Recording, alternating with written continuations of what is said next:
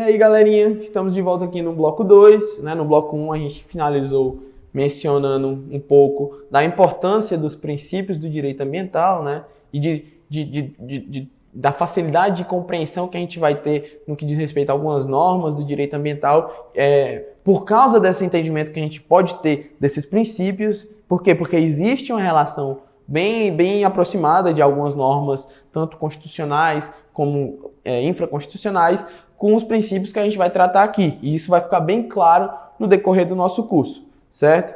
Para a gente iniciar, eu vou tratar, né, para a gente iniciar essa abordagem individualizada desses princípios mais importantes que eu mencionei, a gente vai tratar do princípio do direito humano fundamental. E aqui eu trouxe o artigo 225 da Constituição, porque é justamente o artigo que vai dar guarida, né, que vai dar fundamentação a esse princípio do direito humano fundamental.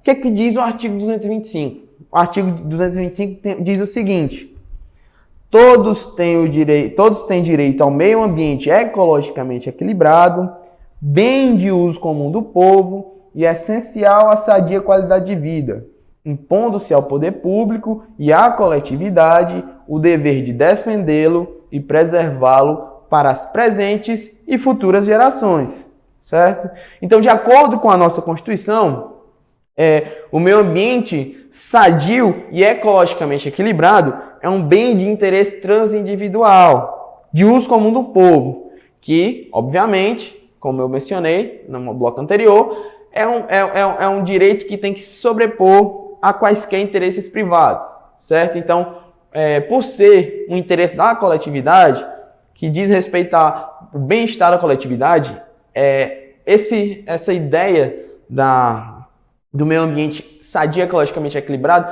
tem que se sobrepor a todo e qualquer interesse individual, certo? E aqui a gente trata do princípio do direito humano fundamental, a gente trata que o meio ambiente ecologicamente equilibrado, ele é uma extensão do direito à vida, no momento em que ele é considerado um bem essencial à sadia qualidade de vida da coletividade. Ou seja, quando você coloca que o meio ambiente ele é essencial, né? O meio ambiente ecologicamente equilibrado, ele é essencial para a sadia qualidade de vida da coletividade, obviamente a gente consegue perceber uma ligação bem próxima, bem estreita com o direito à vida, né? Com o direito à dignidade humana. E é justamente isso que prega esse princípio do direito humano fundamental. Está querendo dizer que o meio ambiente é um direito humano fundamental.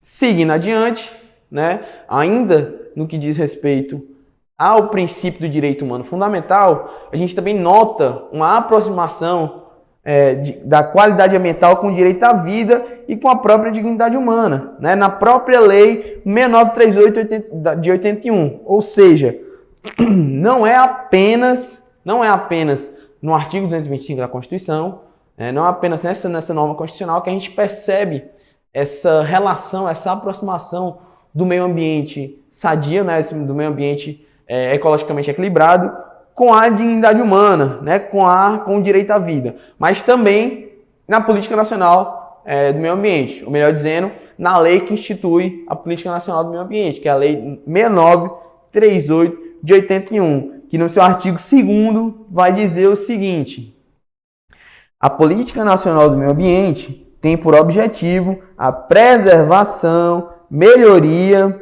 e recuperação da qualidade ambiental propícia à vida, visando assegurar no país condições ao desenvolvimento socioeconômico, aos interesses da segurança nacional e à proteção da dignidade da vida humana, aí atendido os seguintes princípios. Esses princípios aqui, eles são os princípios específicos da Política Nacional do Meio Ambiente, que a gente vai ver mais à frente, em uma seção própria. Mas aqui a gente fica bem claro essa proximidade, né? Fica bem clara essa proximidade do meio ambiente ecologicamente equilibrado com a ideia de dignidade humana e com o próprio direito à vida. Seguindo adiante, vamos passar ao estudo do segundo princípio, que é o princípio da prevenção e precaução, certo? Primeiramente, fique claro, prevenção e precaução são duas coisas diferentes. A gente vai agora entender a diferença.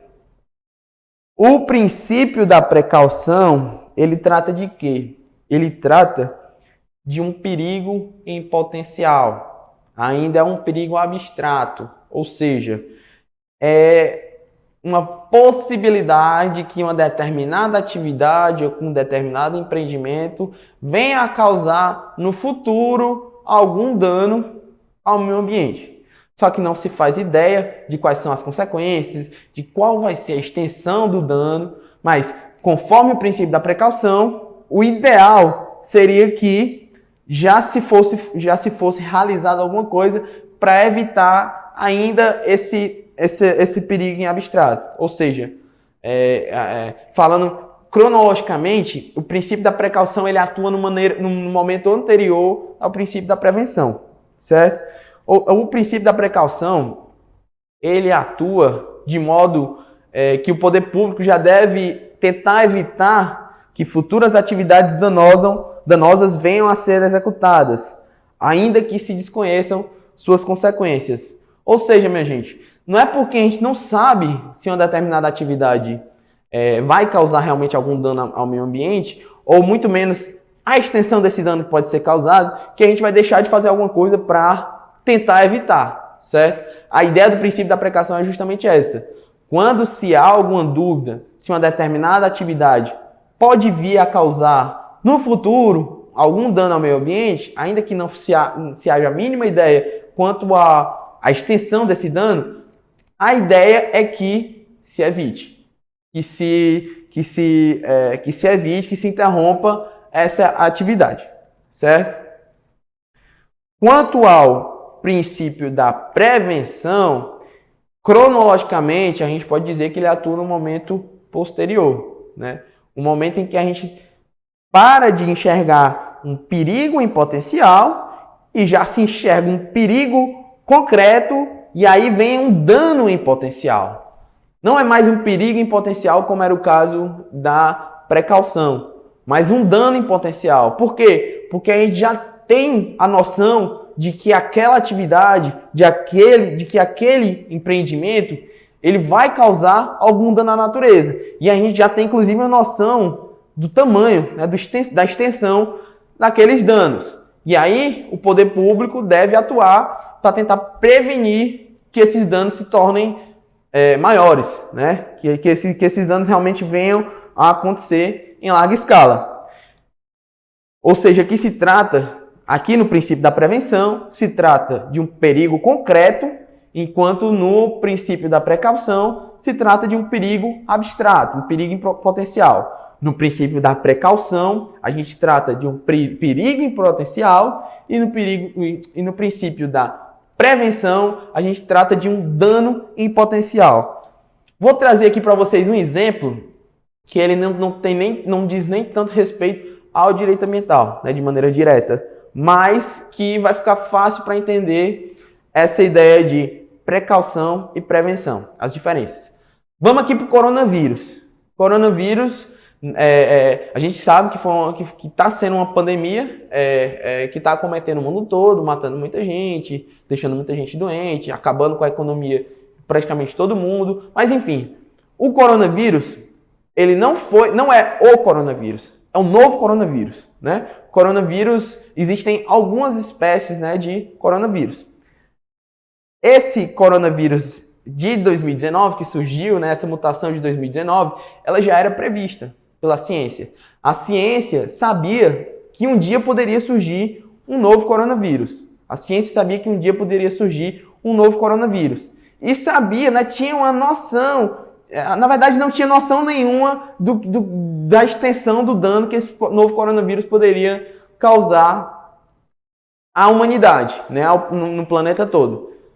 Ninguém sabia se poderia ser um vírus de menor potencial ofensivo, digamos assim, ou ninguém sabia se podia ser um vírus de menor capacidade de transmissão, menor capacidade de contaminação. O fato é que ninguém sabia nada sobre como é que viria esse novo coronavírus. Apenas sabia que um dia chegaria um novo coronavírus. Por quê? Porque foi o que aconteceu no decorrer da história, certo? O coronavírus é um vírus que vai sofrendo mutação e vai surgindo novas espécies, digamos assim. Então, o que é que poderia ser feito de acordo com o princípio da precaução?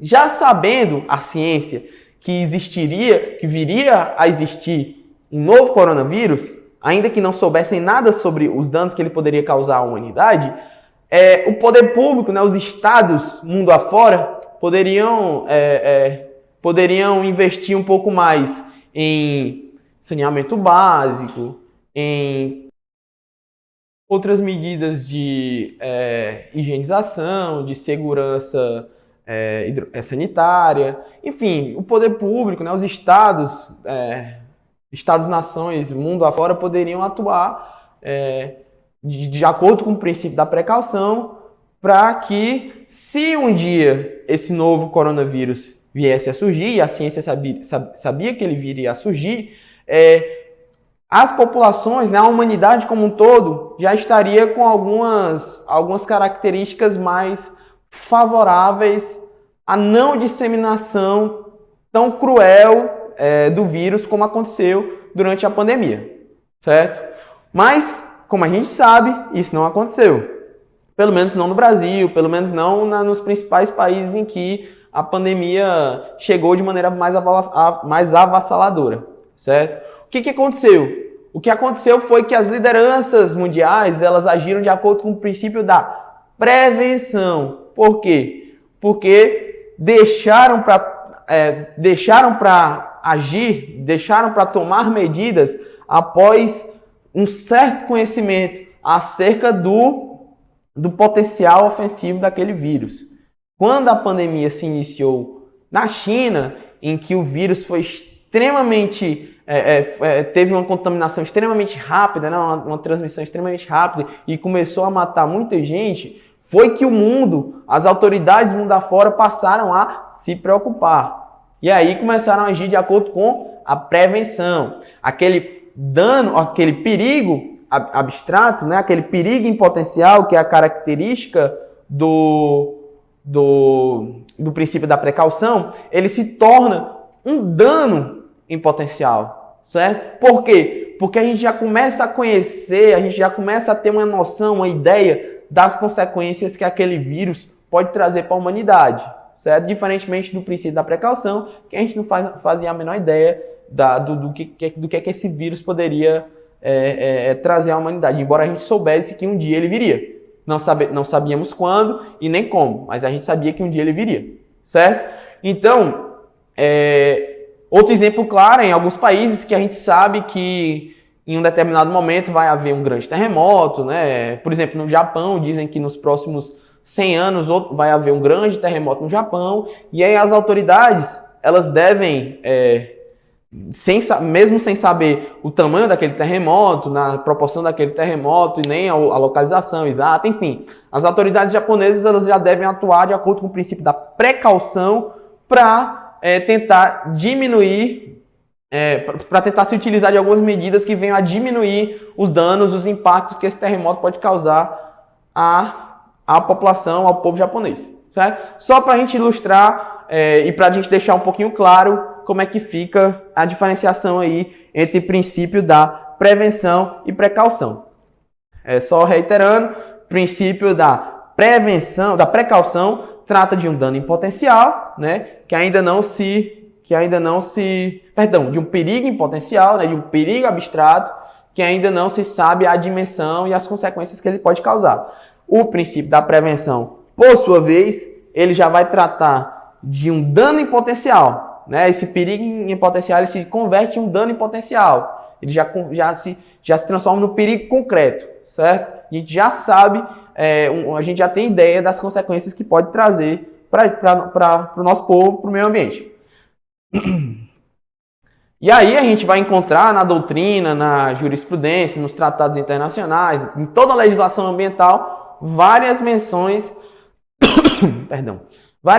ao princípio da prevenção e precaução, certo? E aí eu trouxe para vocês um caso concreto de um julgamento que se deu no Superior Tribunal de Justiça, né, no STJ, em sede de julgamento de agravo regimental na suspensão de liminar e de sentença número 1749 do Rio Grande do Norte, certo?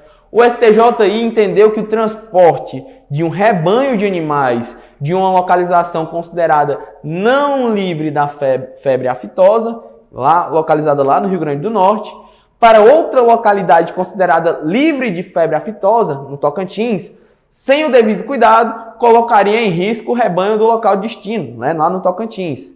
Então, na ementa, o que o STJ disse? A sobrelevação dos riscos permite concluir pela aplicação do princípio da prevenção, pois o perigo de grave dano ou de lesão irreversível é passível de ocorrência em caso de contaminação. E aqui a gente trouxe, então, um exemplo da jurisprudência sobre a aplicação do princípio da prevenção e do impedimento de uma situação que pudesse causar um risco ambiental muito grande em uma outra localidade. Para continuar falando dos princípios, a gente passa para o princípio do equilíbrio, certo? O princípio do equilíbrio, ele trata de quê? Ele trata de uma espécie de sopesamento. O que é um sopesamento? É um balanceamento entre o desenvolvimento econômico e humano em geral com os impactos ambientais, certo? É como se fosse uma faca de dois gumes, em que em um dos lados tem os impactos ambientais, né, a tentativa de diminuição dos impactos ambientais, e o outro lado tem a manutenção do desenvolvimento econômico e do desenvolvimento humano, certo?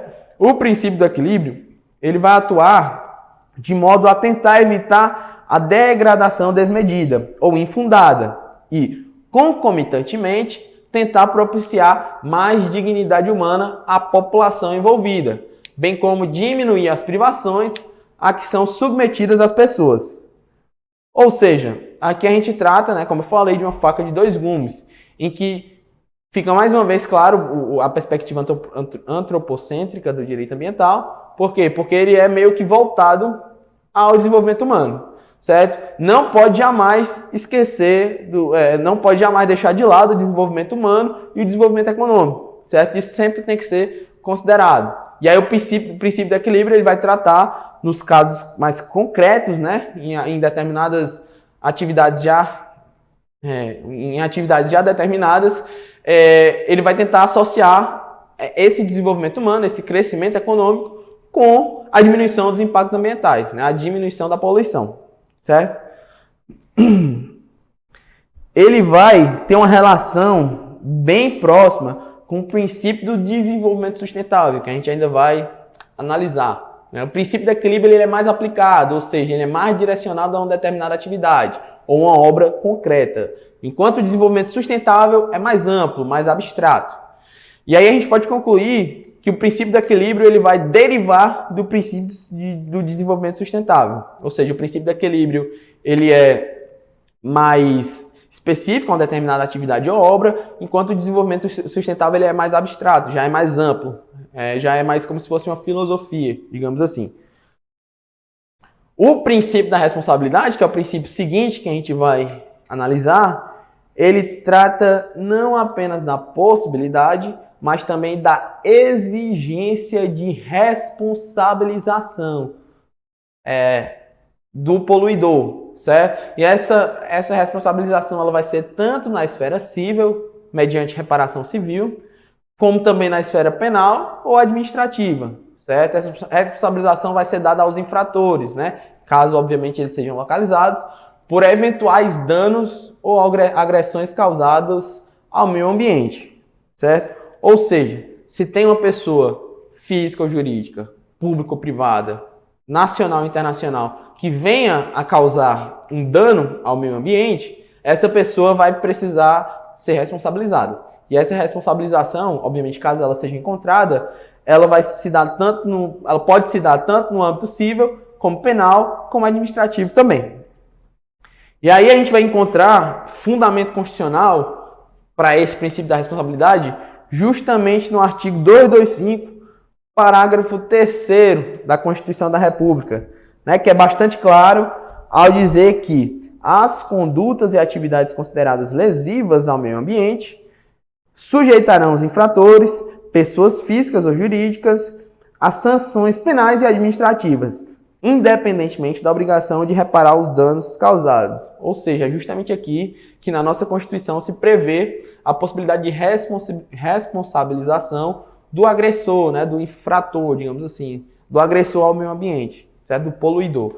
Então, como eu falei, essa responsabilização ela pode se dar tanto em âmbito civil, mediante reparação civil, como no âmbito penal e no âmbito administrativo, como a gente vai ver com um pouquinho mais de calma no decorrer do nosso curso, certo?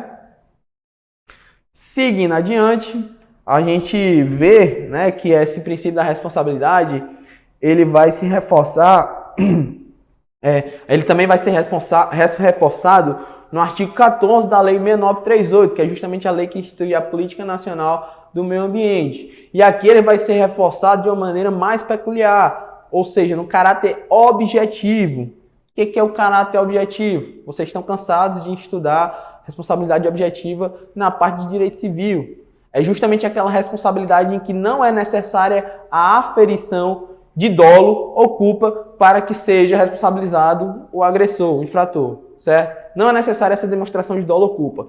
O dano por si só já vai ser suficiente para ensejar reparação civil, certo? E isso está lá constando no parágrafo 1º do artigo 14 da Lei 6938 de 81, que vai dizer: sem obstar a aplicação das penalidades previstas neste artigo, é o poluidor obrigado, independentemente da existência de culpa, a indenizar ou reparar os danos causados ao meio ambiente e a terceiros afetados por sua atividade, certo? Ou seja, fica aí bem clara no momento em que diz que, independentemente da existência de culpa, né, e aí a gente inclui o dolo também, que o poluidor ele vai ter a responsabilidade pelos danos ambientais causados.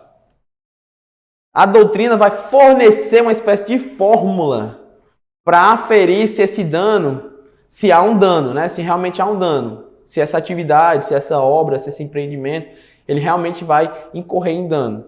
Ou seja, se vai incorrer em responsabilidade civil e dever de indenizar, né? E aí as características, né, que a doutrina coloca são justamente a periodicidade, né, que diz respeito à reiteração dessas atividades, né, se essa reiteração dessas atividades poluidoras, digamos assim, realmente pode vir a causar danos ao meio ambiente. A anormalidade, que trata acerca da diferenciação, da capacidade de essa atividade ou dessa obra mudar os aspectos físicos e químicos de uma determinada substância, de um determinado elemento natural, de um determinado local, de uma determinada região. E a gravidade, que o nome já é bem sugestivo, que trata acerca da aferição de que aquela atividade, aquela obra, ela realmente veio a se sobrepor aos padrões de qualidade, ao princípio do limite, que a gente vai estudar um pouquinho mais para frente, certo? Se realmente passou do limite do razoável, certo? Seguindo adiante, temos então o princípio do poluidor pagador. O princípio do poluidor pagador, ele vai ser atribuído não à coletividade, mas ao agressor. Por quê? Bora aqui dar uma conversada. Quando se polui uma determinada área, quando se degrada uma determinada região, para que lá seja explorado um determinado tipo de atividade, uma determinada obra, um determinado empreendimento, a gente percebe que aí um dano direcionado a toda a coletividade, né? Porque um dano ambiental, ele é um dano direcionado a toda a coletividade. E aí, ou seja, existe uma coletividade todinha que está pagando por isso. Mas o bonitão lá, que vai fazer a poluição, que vai fazer a degradação, ele está causando esse dano a toda a coletividade e ele está sendo o único que está ganhando, que está tendo algum proveito com isso, está tendo proveitos econômicos. Ele está explorando aquilo ali não é porque ele é ruim, não. Ele está explorando, ele está degradando, ele está poluindo, porque aquela ali é a atividade que ele exerce, e a atividade que ele exerce é uma atividade poluidora, certo? E ele está ganhando dinheiro com aquilo, enquanto a coletividade está ganhando só fumo, né? Como a gente costuma dizer.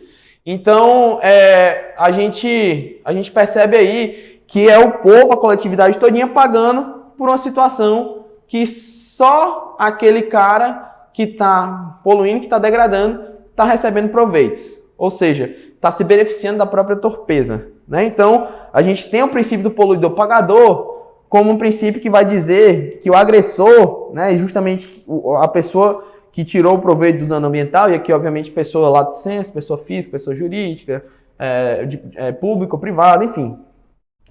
Justamente esse agressor, né, que tirou o proveito do dano ambiental, ele vai ter a responsabilidade objetiva ao ônus econômico de eventuais reparações ou mesmo de indenizações. Isso é óbvio, galera.